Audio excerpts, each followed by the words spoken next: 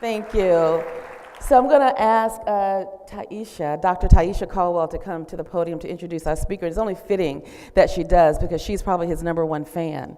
Taisha, as you know, I was very, one of the things about when you're in leadership, you always surround yourself with great people. People know this, right? And I hired Taisha from the UC Irvine Counseling Center, and Thomas has not forgiven me for that, but I was the smart one in the deal, Thomas, because she has been absolutely fantastic. She's chaired this planning committee. She received the grant proposal. She was hired, and I said, do your thing. And she would check in with me every now and then, but I think a lot of the work that you see, she's visualized and worked with her team, and she's just remarkable to work with, and I just love working with her, so thank you.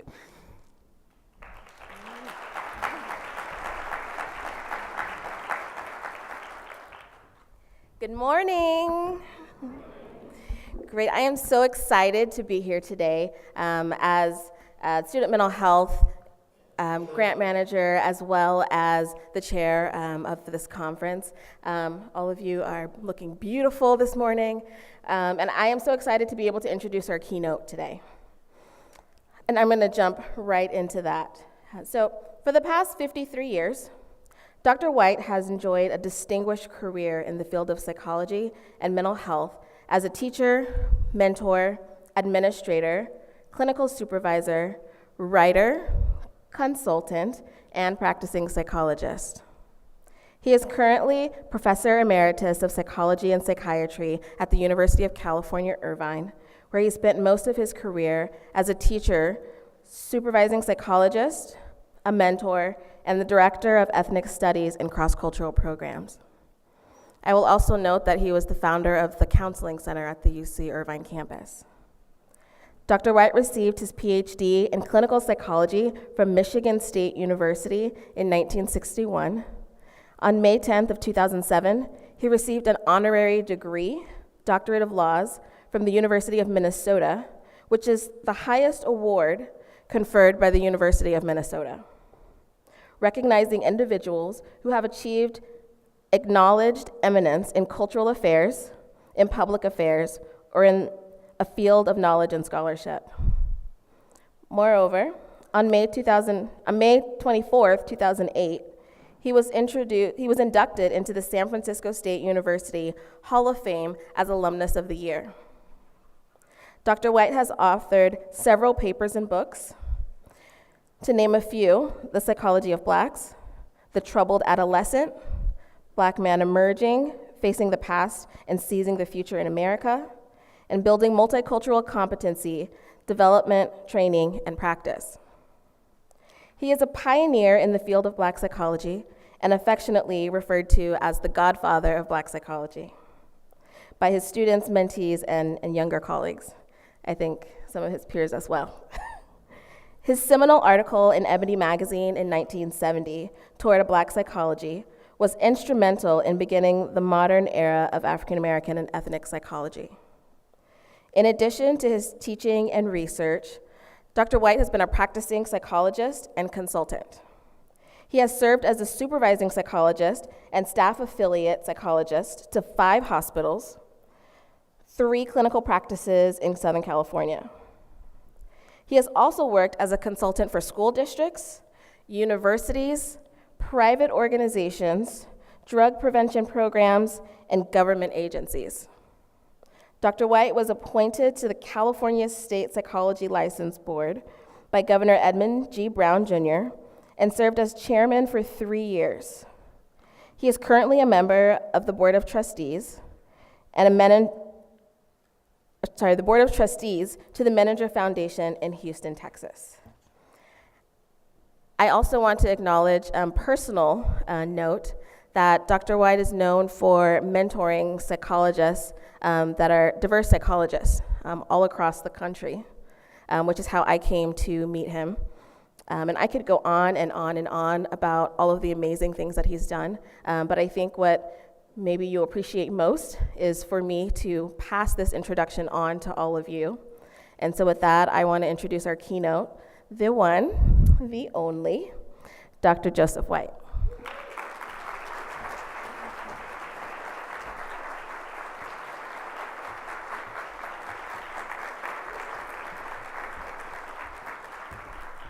So thank you, Taisha. So what she is saying is that I am somebody, right? And she loves me, all right? We're running a little behind, but black folks in church on Sunday run behind all Sunday long, so that doesn't bother me. It might bother some of y'all.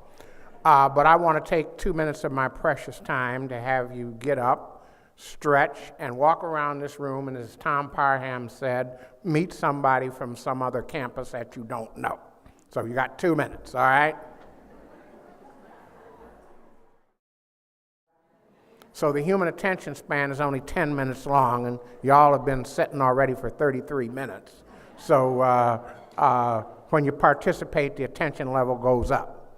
So today what we're going to do is follow the principles of adult learning. Everybody and his mama in here is an adult, right? So in adult learning, there are 3 principles. The additive nature of learning is number 1, meaning you weren't born yesterday. You brought some information and life experience into this room.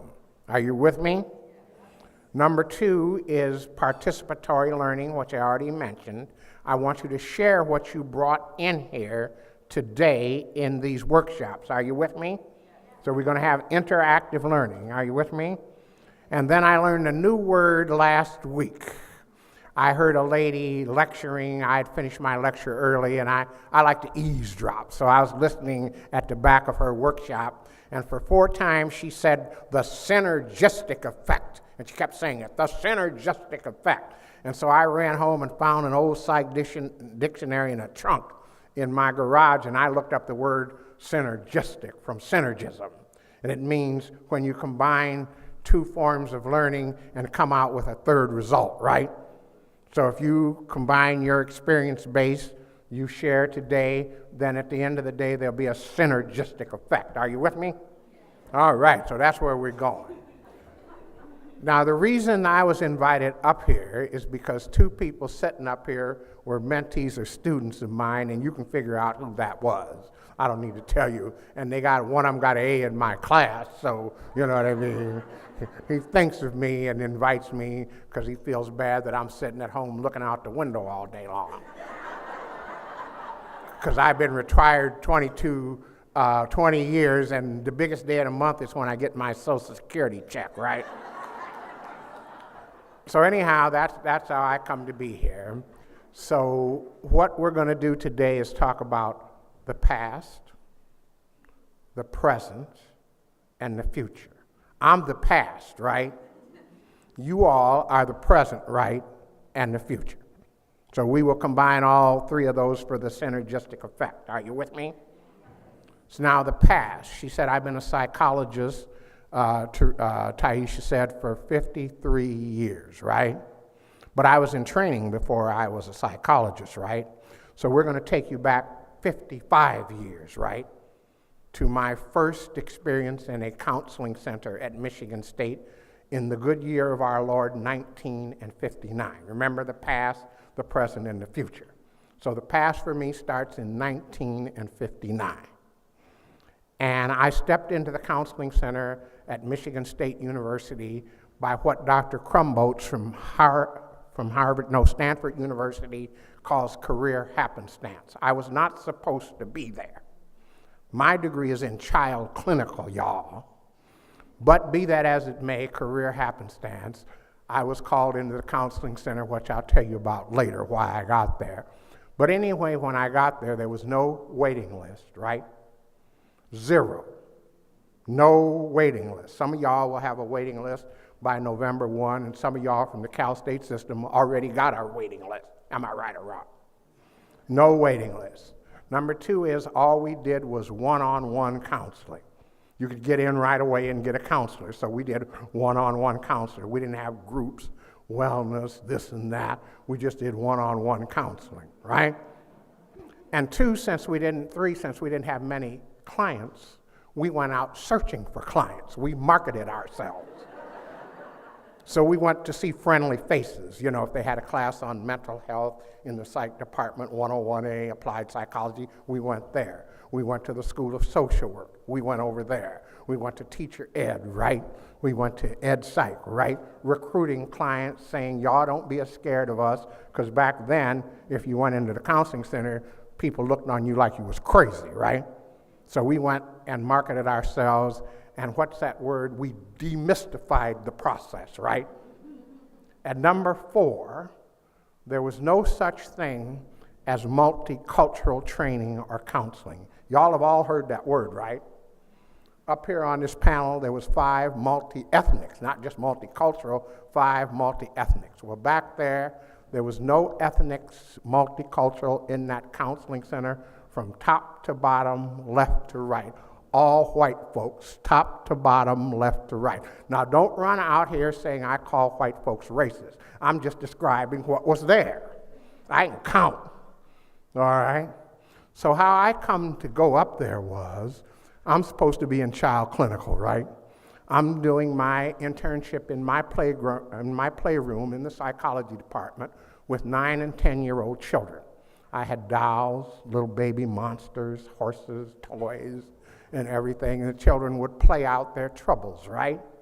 And they would watch me through a 2-way mirror, you know what I mean? And my supervisor would take notes. And one afternoon, I never will forget it, I was sitting there eating my lunch, sandwich my wife had cooked, and in come the director of the counseling center, the director of the psych department, the director of the psych clinic, all white males. I said, oh Lord, I'm in some trouble now. What have I done? So how they come to see me was, Michigan State at that time, and still is, even though they got beat last Saturday, was a super football school. We had won a national championship 2 years earlier, and we were playing for another. And our star performer, our star athlete, who was raised by a single grandmother in Philadelphia, she had a heart attack and died on the floor of a factory. Now here we are. He's a black athlete. There's no black counselors. Back then, men were not supposed to show emotions, but he was in the dorm crying at night, which y'all all understand now. Y'all understand grief. But back then, a male couldn't express no grief, especially a football player. So the coach, in his infinite wisdom, Coach Duffy Daugherty, sent the student to the counseling center, right? There had never been a black client in the history of that counseling center. So he went over there and came for one interview, and then what happened? He wouldn't go back. Simple as that. He claimed that people didn't understand him. So the coach now, we're playing for a national championship. We can't have a player sitting in the dorm crying by himself that night. We got to win this championship. So he called up the president of the university, the coach did. The coach jacked up the director of the counseling center. Jacked up means stretching you out, for y'all who don't understand black language. And he said, you better get some kind of colored counselor around here, Negroes or something. We wasn't black yet. Said, but you better go find somebody to counsel this boy, because we got to win this championship. What the hell are you talking about, homies? So they came down to the psych clinic and found me with these children and sent me up to the counseling center. And I said, well, wait a minute, man, I'm in child psychology. Don't y'all know that? They said, no, you in developmental psychology now. And that's when I learned that white folks can change the rules anytime they want to. Packed me right straight up. And that afternoon, I was in developmental psychology working with young adults. Now, I had 2 advantages. I had the lived experience. I was black and he was black, right? I was 26 years old, he was 22. He was from the inner city of North Philadelphia. I was from San Francisco, the Fillmore District, and South Minneapolis, right? So we're black, we're male, we're only 4 years apart in age, although I was not a fully trained psychologist. He had no trouble relating to me.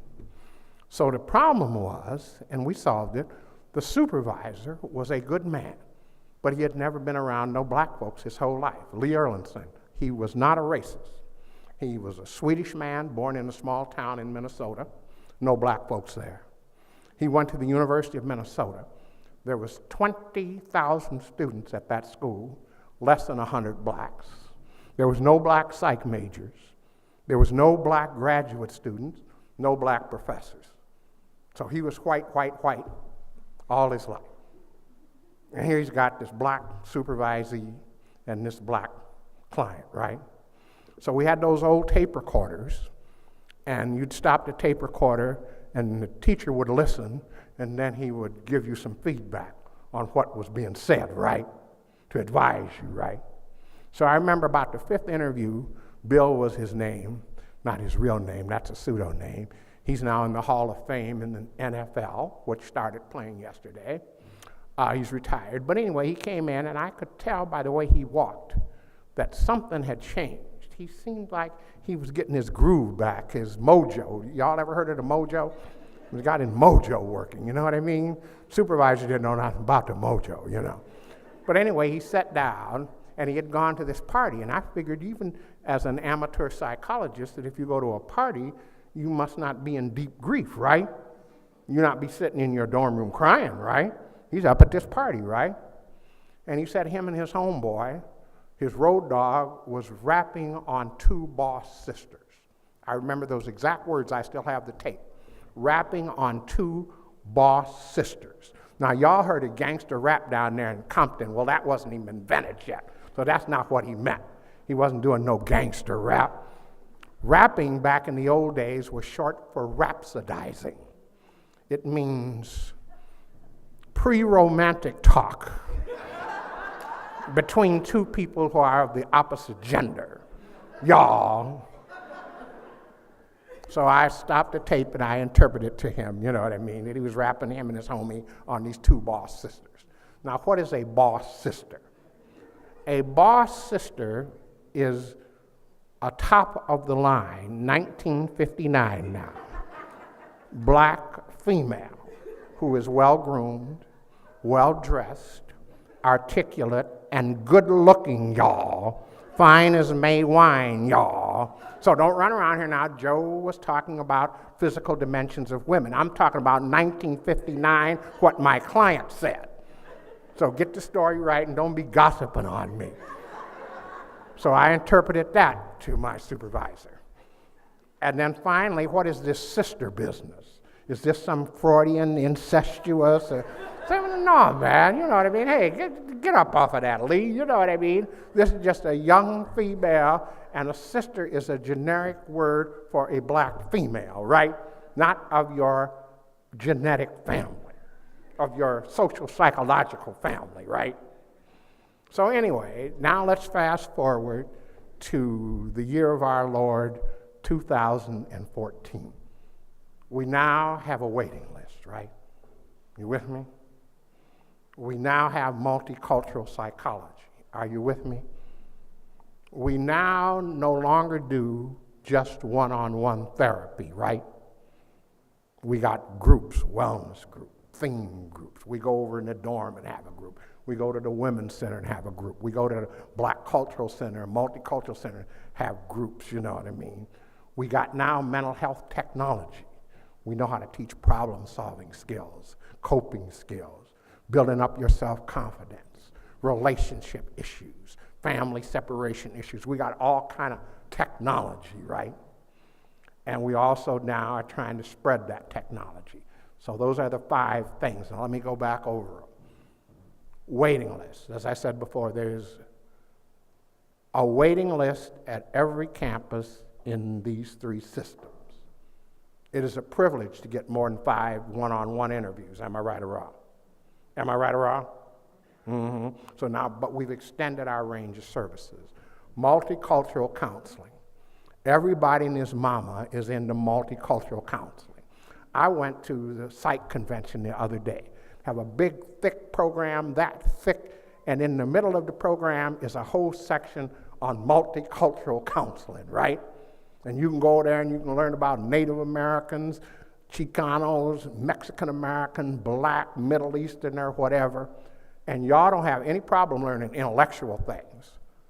but it's the direct experience that concerns me. How much direct experience have you all had out in the hood?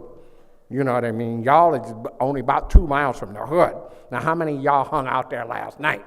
Yeah, oh, you was over there last night. Well, I went and got the waffles, you know what I mean? I was out there.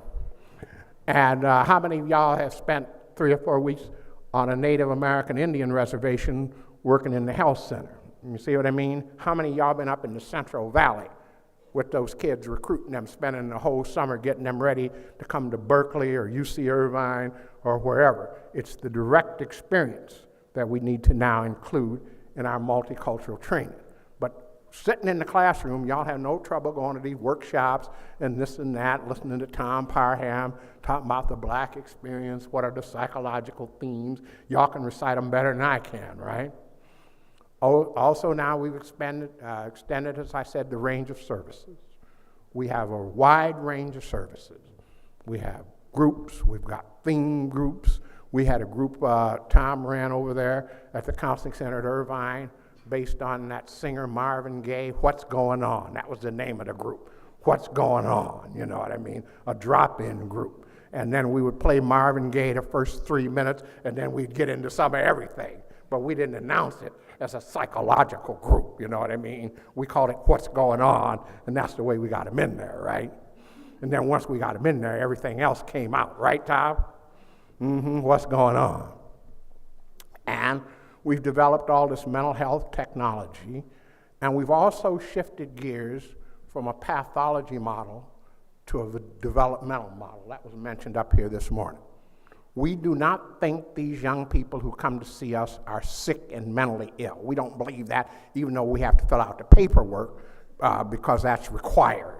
But y'all don't believe that, you know what I mean? And I know I don't believe that.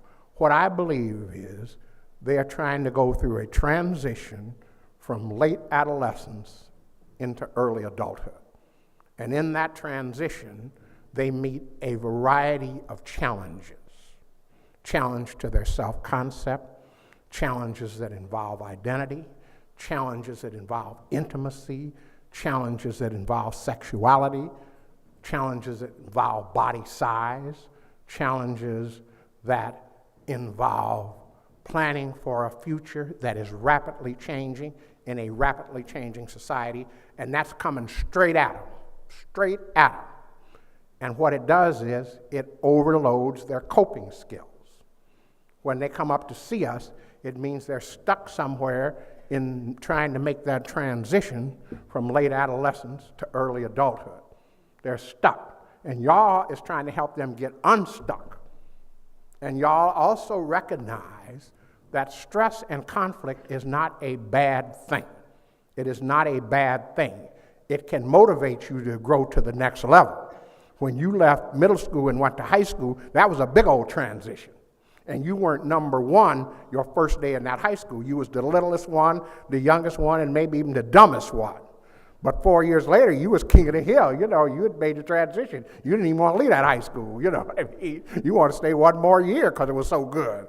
But you went through a growth transition. You experienced stress and conflict, and you mastered it. And that's what we are trying to do with these young people. So that's where we are today.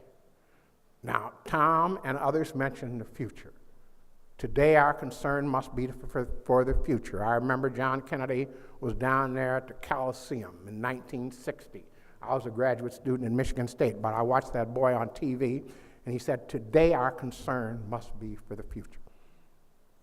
A future of unfulfilled hope. A future of unfulfilled promises. A future of unfulfilled challenges. The old ways, and it's been set up here twice, the old ways will not work in this changing world. So let us begin anew. Let us begin anew, and that's what we are trying to do. And as we begin anew, we have two major goals for the future, and both of them have already been mentioned. Number one is we want to create a psychologically healthy campus. That's what we want to do. Now, we done the one-on-one therapy. Now we got our workshop. We got our technique. But we want to create a psychologically healthy student environment. We do not want the university, the community college, the state college environment to be toxic, right? And number two is, we want to integrate academic development with psychological development. A student is not two halves of a person. There's not this half on this side that's academic and this half over here that's psychological. We want to cut that dichotomy and build one student that is integrated academically and integrated psychologically. Are y'all with me? Are y'all with me? Now, some of this is close to my heart because at my age, I'm 81 years old, I have children who are in middle age now, and they work on college campuses. I have one daughter who is a vice president of student affairs at Southern Methodist University, and the counseling center and the health department report to her, right? So when somebody backs her up against the wall, she says, well, my father told me to say this.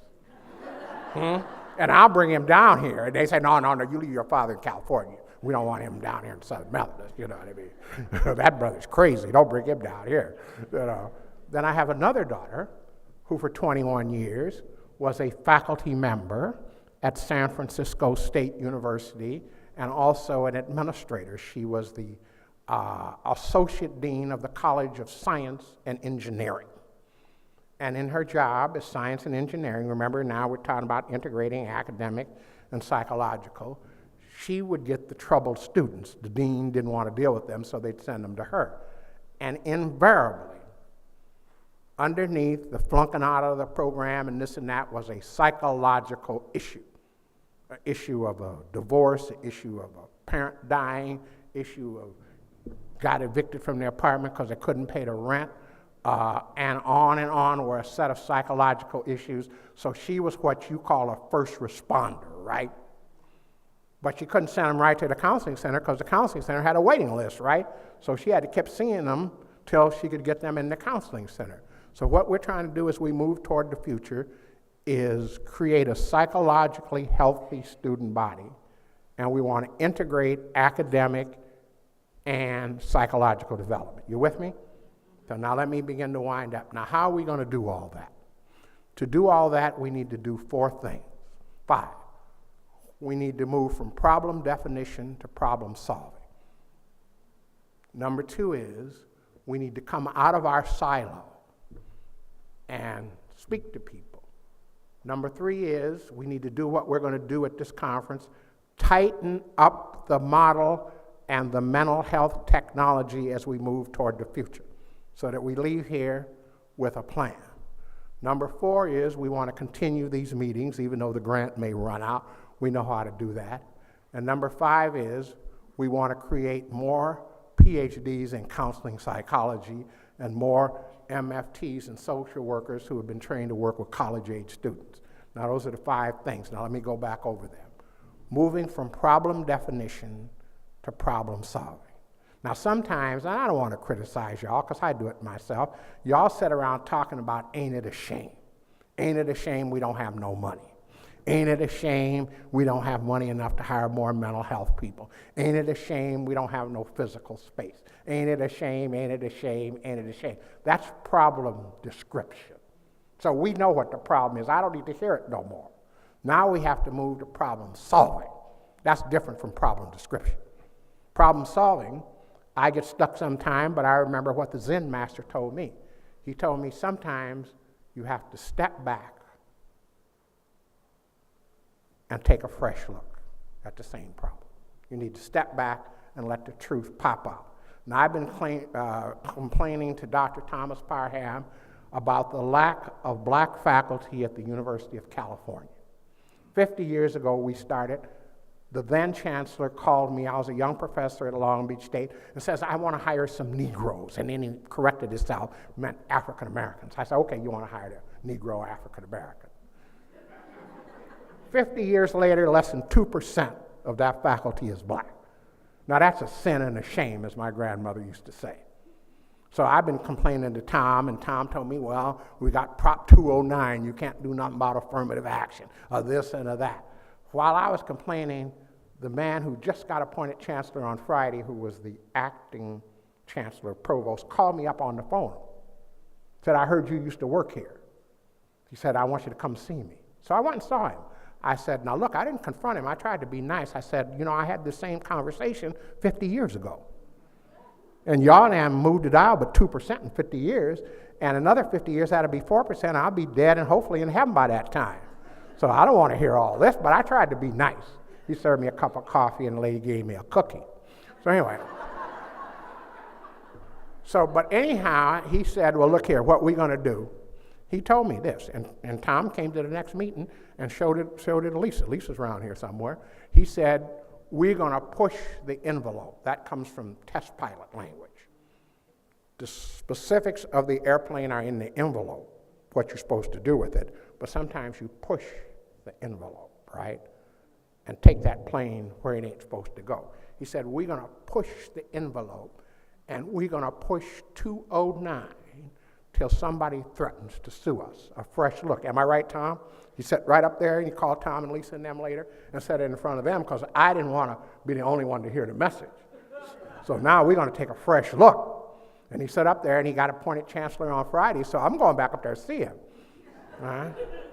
So the second thing is we need a voice. You psychologists, mental health counselors, social workers, MFTs, you need a voice. You need to speak for yourself. And with that voice, we need to continue this conversation with the faculty of the university. We are no longer going to be second cousins and baby brothers and sisters. We want a voice in the university. And some people call that seamless between student services, student life, and university. Whatever you want to call it, we need to have a voice. And second of all, the university gets most of its budget from the state legislature. Am I right or wrong? And all of y'all live in a legislative district. Now, somebody's got to go in there and speak with the state legislature. Now, I know that you have to go through channels. I used to work in the university. First, you can't just go up there and say, well, you know, I'm from Watts, you know what I mean? I want to talk with y'all about the college of Dominguez Hill. You can't go in there, you know what I mean? You got to go through central office, you know what I mean? But back in the day, I didn't know the rules. And so I just went up to Sacramento. You know, you can buy a ticket. It only cost $30 back then. And I found out that only 2% of the students in the Cal State system were black and Chicano, and we were 30% of the population. That made no sense to me. So I walked up there, and I called my friend Willie Brown, who was just starting his legislative career. We went to San Francisco State together, lived in the projects, drank wine on the corner, but don't tell that. And he got me in to see the education committee. And I went in there, and I just said, you know, I know y'all can count, but we make up 30% of the population in California and only 2% of the students. You can't defend that math. And besides, the brothers had just tore up Watts. It was down the street right from here back in 1965. And I said, I think you all need to put those children in college rather than having them throwing firebombs and carrying on. Make taxpayers out of them rather than firebomb throwers. And they said, yeah, that's right, Dr. White, that's very right. They said, I was in there 15 minutes.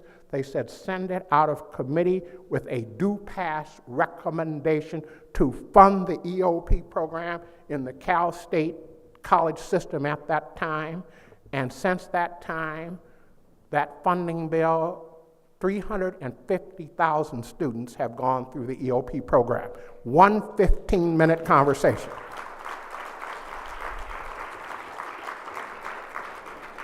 So the legislature is willing to listen to you all, but once it's filtered through all of your systems, your voice doesn't get heard. Now, I don't know how to get you in there, but I'll go up there. You know, Tom will buy me a ticket. It only costs $79 to fly from Irvine, you know what I mean, to Sacramento. And I'll go in there and sit and wait till the committee meets and say, hey, I'd like to get on y'all's schedule, you know.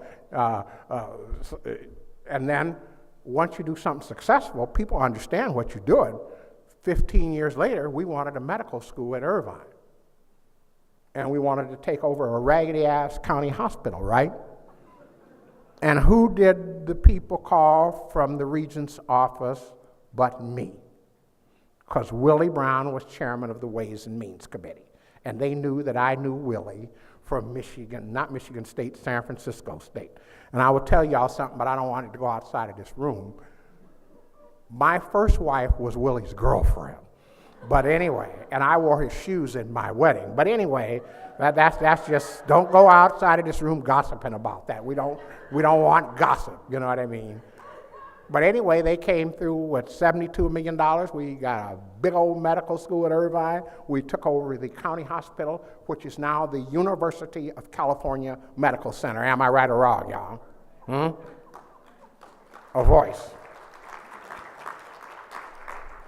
Now, there are funders in the United States, Rockefeller Foundation, Ford, and Casey Carnegie, who are interested in the lives of young people.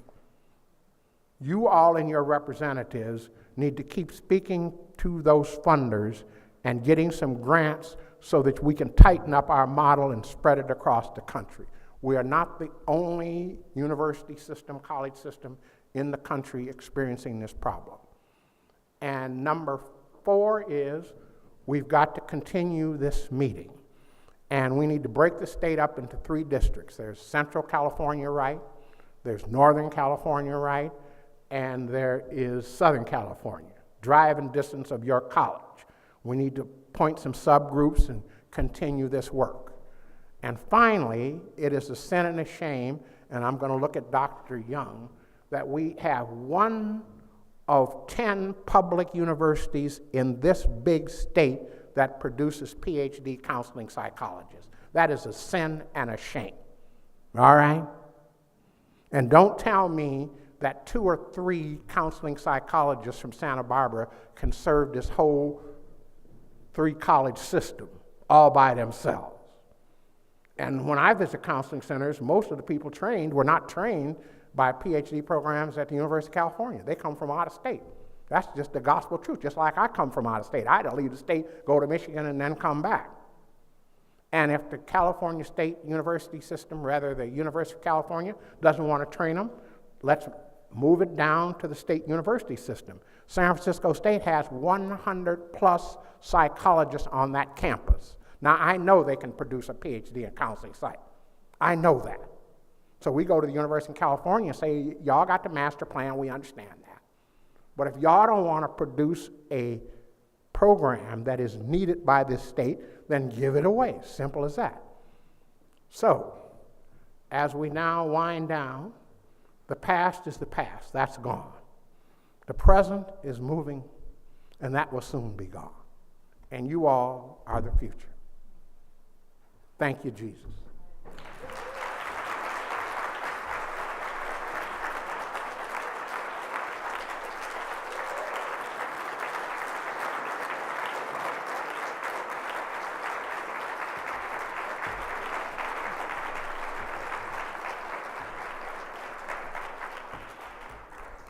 On behalf of the University of California, I just want to thank Dr. White for that keynote.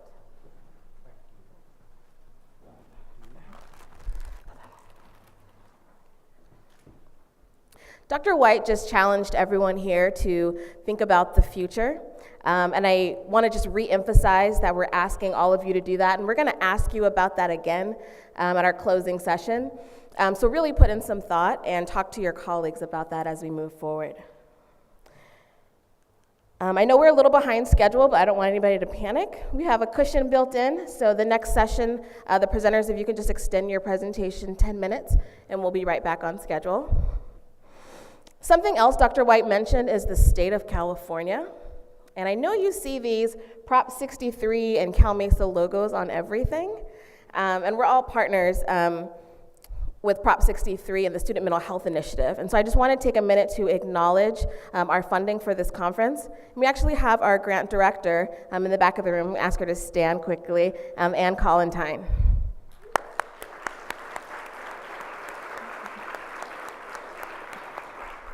You'll actually get a chance to hear from her in our opening session tomorrow. Also, Dr. White mentioned the counties. We have a lot of representatives from the county here today. So are there any representatives from the county here?